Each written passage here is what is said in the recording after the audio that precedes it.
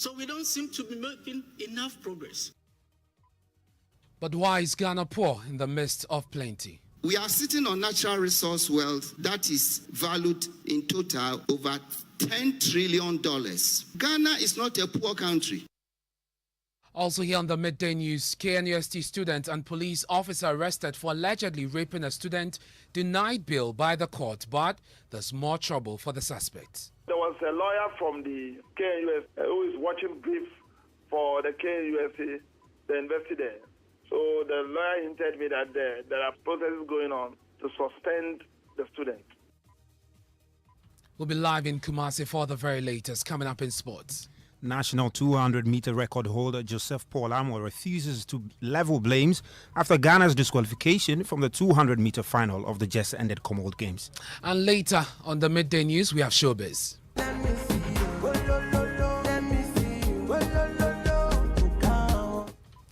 Buga headmaker Kiss Daniel compensates Tanzanians with a free show. We have details of these stories and more in this half-hour package. Please stay with us.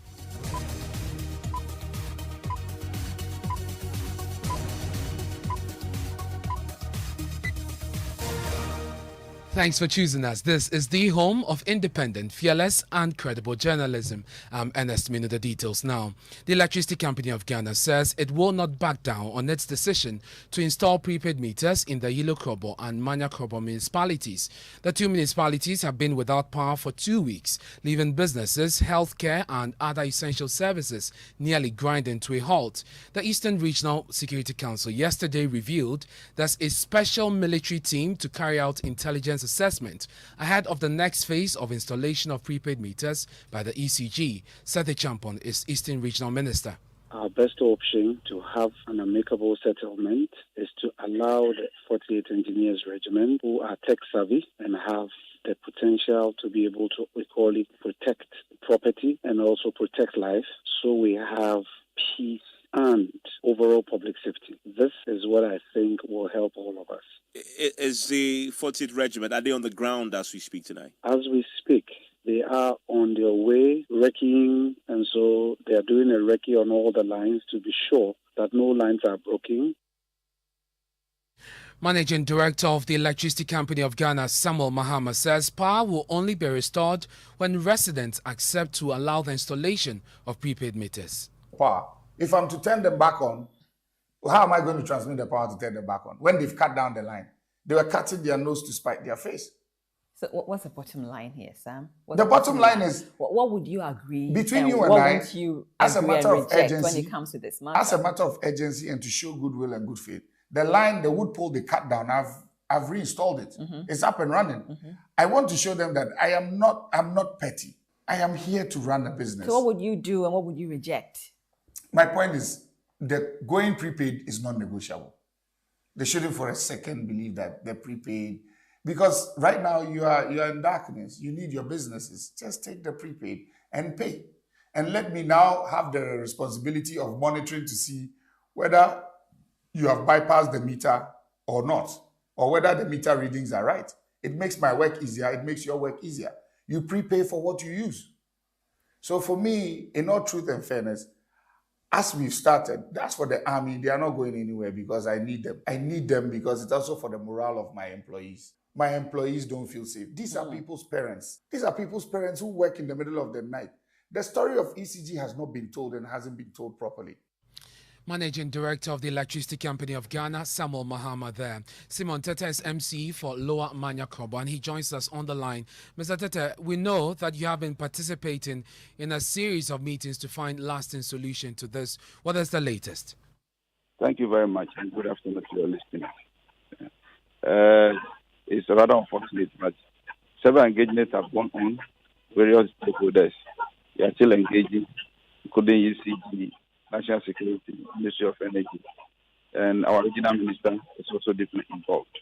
Myself and my colleague from Midday. We have formed federal groups that are also engaging the opinion leaders, and very soon we'll find a lasting solution to this problem. And so do you get the sense, Mr. Tete, that the residents are softening their stance on the need to accept the prepaid meters, which the ECG says is non-negotiable if power is to be restored to the areas? That is the sense we are getting. So various engagements are still ongoing. And at the appropriate time, I believe the various stakeholders will come out on the roadmap agreement. Health facilities have been reeling under the impact of this power cut. How is the situation being managed? Yes, I engage the various administrators of the various health facilities. It has not been easy for them, but what we need now is a light back.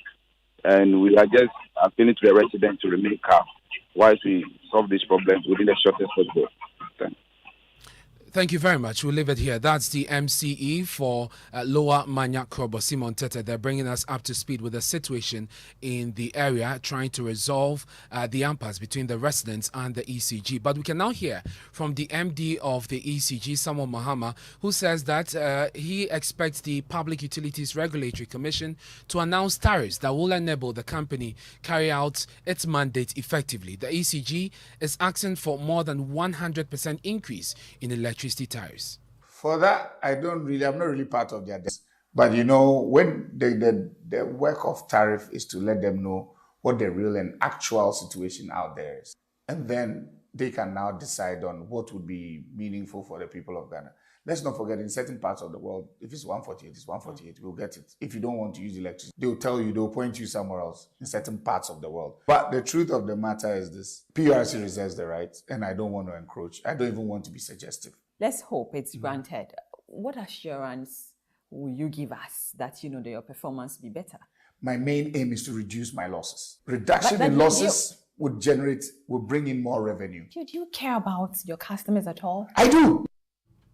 That's Samuel Mahama. He's the MD for the Electricity Company of Ghana. He spoke on The Hard Truth with Akosia Kunedu on the Joy News channel. The manufacturing sector of the country could collapse unless government takes urgent steps to address the concerns of the Association of Ghana Industries.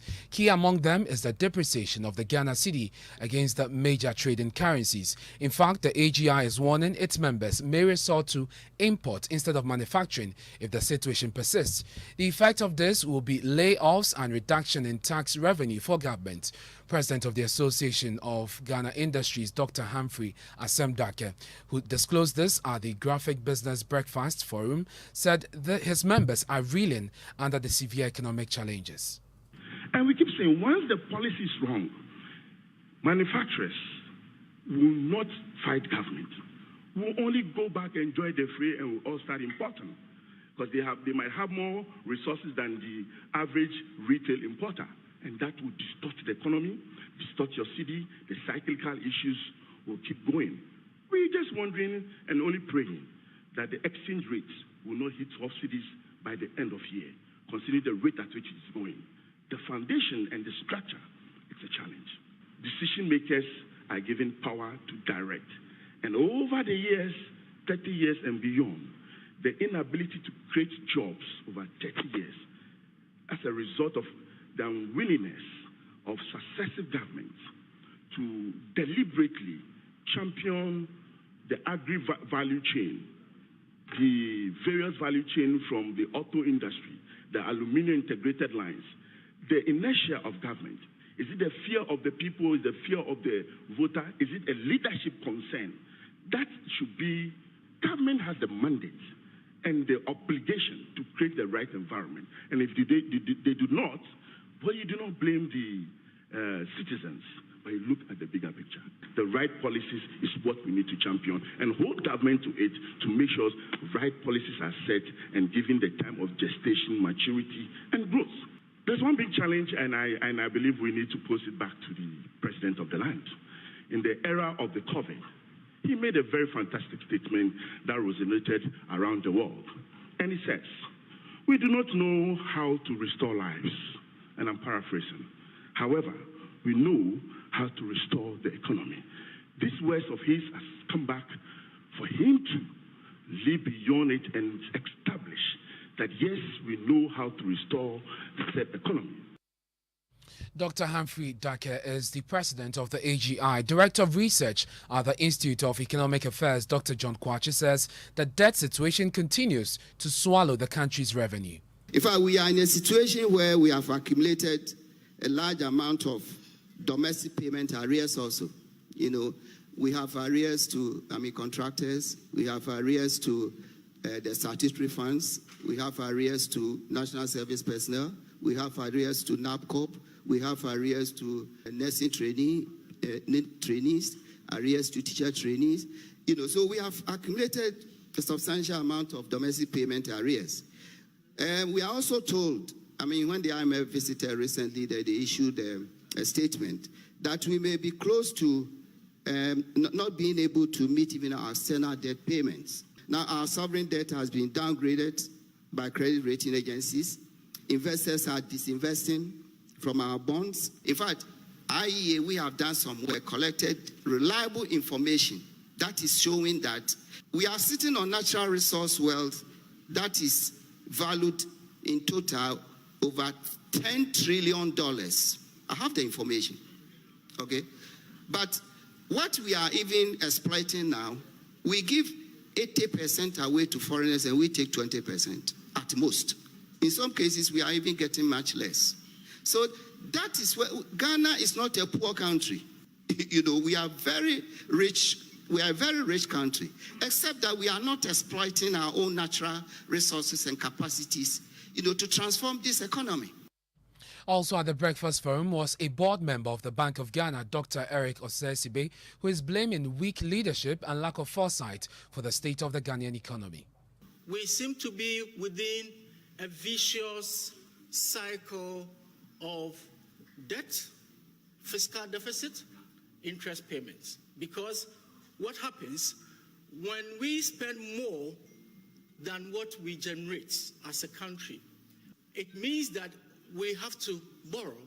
But the key issue for us as a country has been the interest payments. The interest payment is overwhelming because these interest payments, which is about a third of our expenditure, okay, and about 50% of our tax revenue, mean that we are just crowding ourselves out. The issue has been that over the years, we have not sought to build a strong, a very resilient, a diversified economy.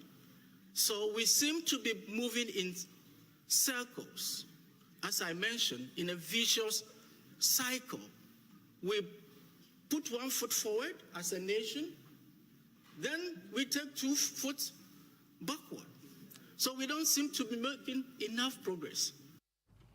In a related development, Ghana's annual inflation rate accelerated for the 14th straight month to 31.7% in July. That's up from 29.8% in June, breaching the upper ceiling of the central bank's target of 6% to 10% for 11 months. Meanwhile, President Akufo-Addo has reiterated his government's commitment towards ensuring access to justice by poor citizens facing legal trial at the court. Now, according to him, a proper function of the rule of law is essential, that has to be addressed. The president was speaking at the launch of the Law Reform Commission and Legal Aid Commission funds while announcing a personal donation of 200,000 Ghana cedis.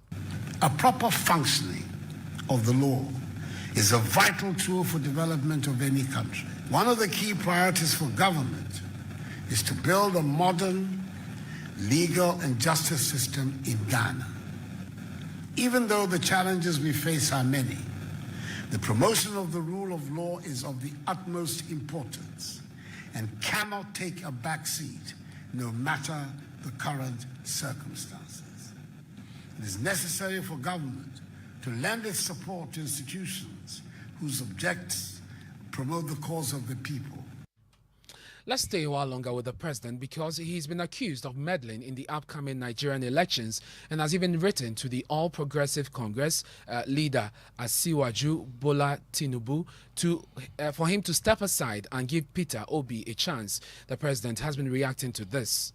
And presidential correspondent Elton Brobe joins me in the studio with the details. Elton, what more do we know? So this is a tweet from the president. It says that my attention has been drawn to a disturbing post making the rounds on social media where it is alleged that I have written to the 2023 presidential candidate of the APC, Asiwaju Bola Tinubu, to give Peter Obi a chance and seek treatment for his health. He says that this is completely false and mischievous. with no iota of truth whatsoever. I have written no such letter to the APC leader and would not occur to me to do so. Ghana and Nigeria boast of decades of cordial, strong, and brotherly relations, and I'm not going to be the one to interfere in the internal affairs and politics of Nigeria. Thank you very much. That's presidential correspondent Elton Brobe. Let me take you now to the Ashanti region. A policeman stationed at Bomso and a final year student of the Kwame Nkrumah University of Science and Technology have been denied bail by the Asokore Mampon District Court for an alleged rape.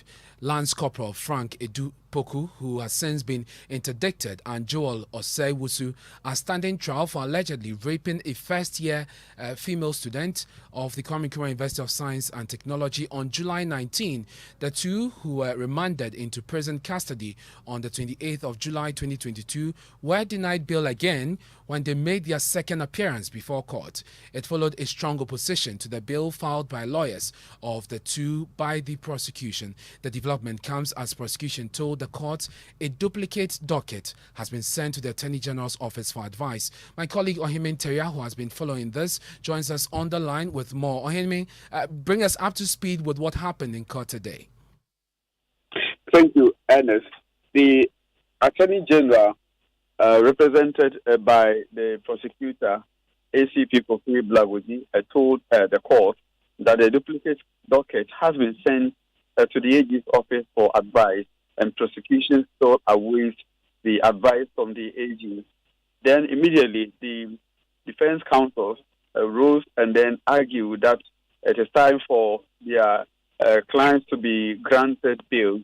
First, it was the lawyer for the second accused, the interdicted police officer, Toku Yabua Akuya, who said once the docket has been sent to the AG's office, it's an indication that police have completed investigations and that his clients need to be given that freedom. Then came the lawyer for the student, who also argued that the student is a final year student and then is due to write his final year exams. Then it was at that time that the lawyer for KNUST, who hinted the prosecutor that the KNUST as an institution has activated processes to also dismiss or perhaps discipline the students involved. So there's no truth in the issue that indeed he will be writing his final year exams. So it was at this court that the magistrate, His Worship, Boabin Kwanza, told the court that he cannot grant the two accused persons bail. Perhaps besides the arguments being, expanded by the two, the defense counsel and the prosecutor, what it means is that the court lacks jurisdiction. The district court to grant the bail. But the police has also been explaining the reason behind the interdiction of the officer. Yes, ACP Blagoji did explain, meaning that the police as an institution will not condone to indiscipline acts and want to win itself of the negative, name being brought by the police officer. We can, police administration will not shall anybody who tries the name of the police service to disrepute. Our image is very, very important to us. So anybody who you find yourself in these issues of this sort, the administration will quickly take action on it. And then the police administration did that by interdicting the officer. And you had the police speaking on the issue of rape involving a police officer and a student of the KNUST.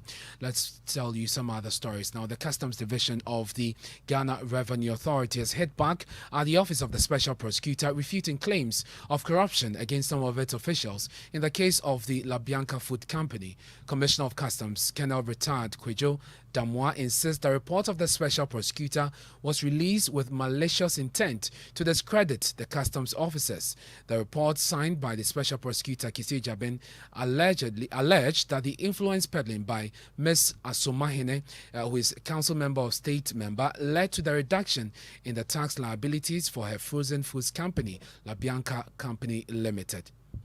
Since 3 days ago, what had been happening? A report purporting or coming from the Office of the Special Prosecutor trying to indict the Deputy Commissioner of Prisons and myself. And if anybody who has read that report very well will know the basis of that. And luckily for me, God is always on my side. Before that report came, that person had made a statement to some people who had come to them. He was going to publish something that will discredit me, and he will do that. And I even sent people to go and tell him that he's a smoker. I'm older than him. I have lived a meaningful life. If he attempts to destroy me, it won't be easy for him. People have tried it. I have survived, and this one I'll survive. And you had the commissioner, the Customs Division, speaking to us there. He is Colonel retired Kojo Damwa. You're listening to the Midday News here on Joy99.7 FM. We're taking a break. When we return, we'll bring you Sports Plus. It is imagined that close to 50% of total production of the Ghana Water Company Limited are used without payment. We have details after this break. Isn't life wonderful when everything worth doing is scheduled? Hitting the stop button on your alarm just in time for your morning jog. That happy moment listening to your baby's heartbeat at the doctor's office. Or an arranged virtual meeting with that big client. Buy airtime ahead of time with scheduled airtime service on MTN Momo. You can schedule your airtime purchase of any amount daily, weekly, or monthly by dialing *170# option 3 and follow the process. Or simply dial *170*311# for a superb airtime purchase experience. You enjoy 100% bonus airtime anytime you recharge yourself with MTN Momo. Keep on talking with that 100% feeling. So, what are we doing today? MTN. Yema Wakwaba, ba Akwaba Magic Ebusia, brand new channel, Tia Roba, Emuno Tiao, Ewo DSTV channel 149, and Go TV channel 108. Enianom Akwaba Magic Ebusia, Eddie Nidia Ghanaian programs mu Baufi, Ebi to set the day, to have and to hold, Enyom, Senior Cassia, series, and talk show, Bemo Wakao TV set Nichi, Akwaba Magic Ebusia, Ewo DSTV access to your 50 Ghana cedis per, and Go TV value to your 25 Ghana cedis per Ebusia, Akwaba.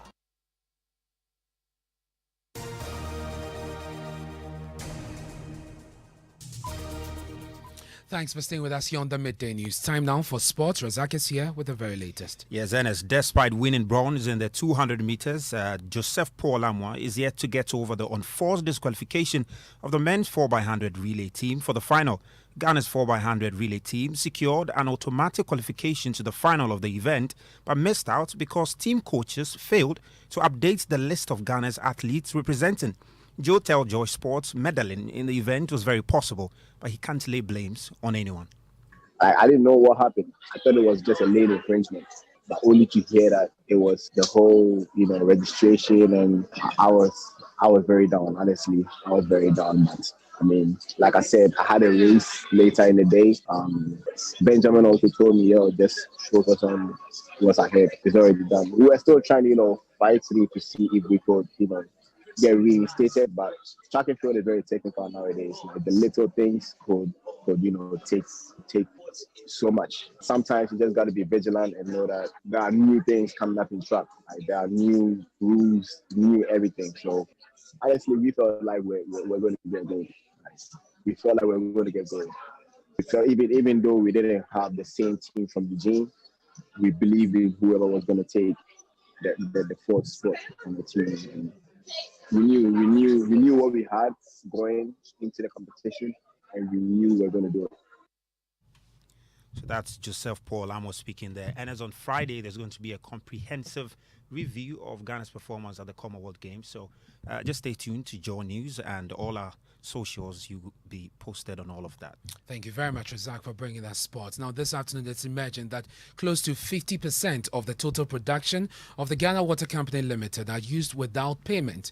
The company has for years been dealing with a high incidence of non-revenue in leakages, theft, and illegal connections. All of this is coming at a time where another utility company, the ECG, is on the heels of residents of Yilo and Manyakrobo municipalities over their failure to pay for the power they use. Let's go live and speak to Manu Cranton, who has been covering the news conference for us. Manu, what are the details of these losses being recorded by the company?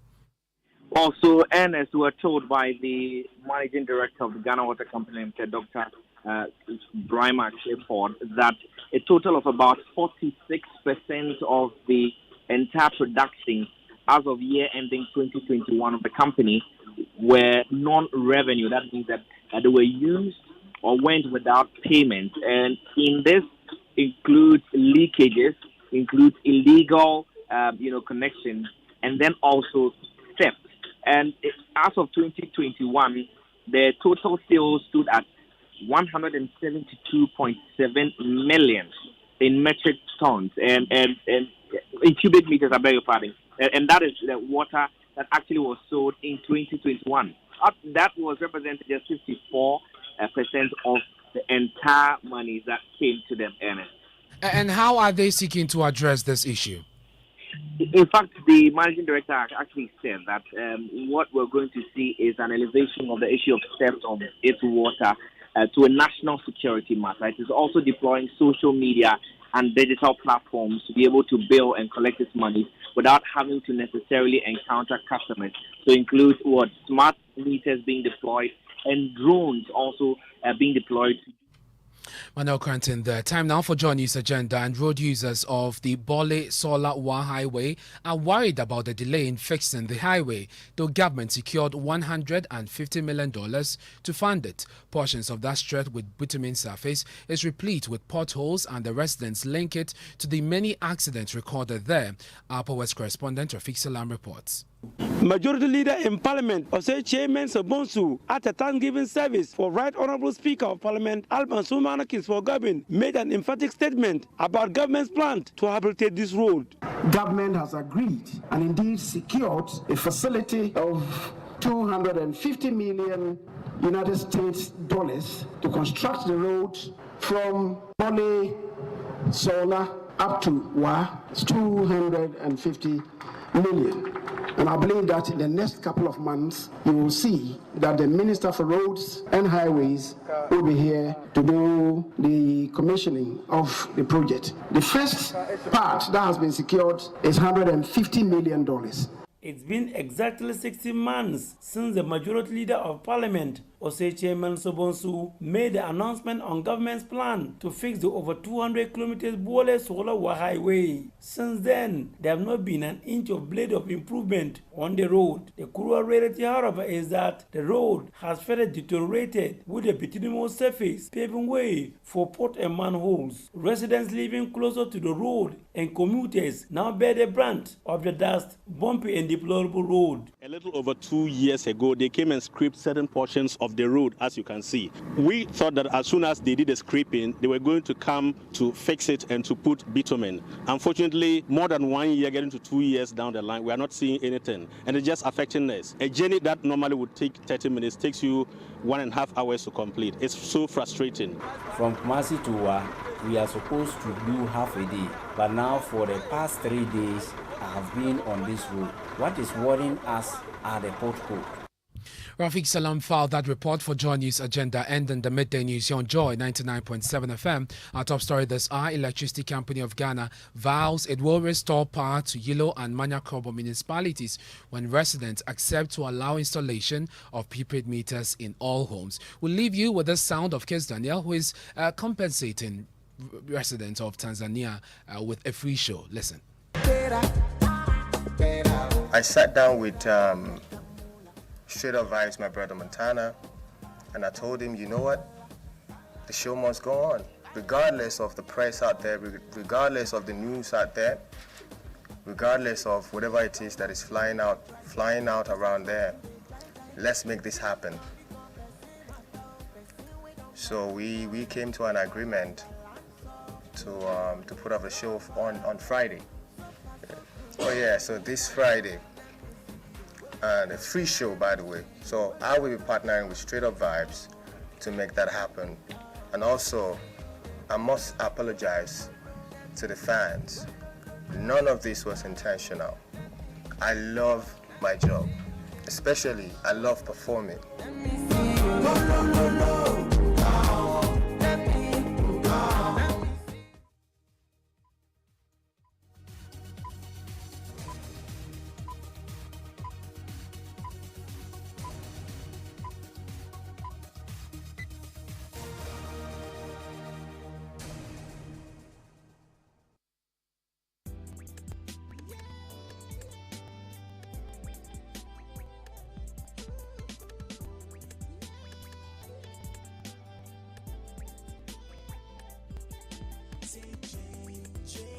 joy that I give you every day. Oh, it's for on. Cause every time I hear the joy in there, why it's for yeah. Cause every time I hear joy, I say every time I hear the joy, I don't wanna turn on my radio. Every time I hear the joy, I don't want. Every time I hear the joy, I don't wanna turn on. Every time I hear the joy, I don't wanna turn on. Hello, this is Morris, and I say keep on listening to Joy 99.7 FM.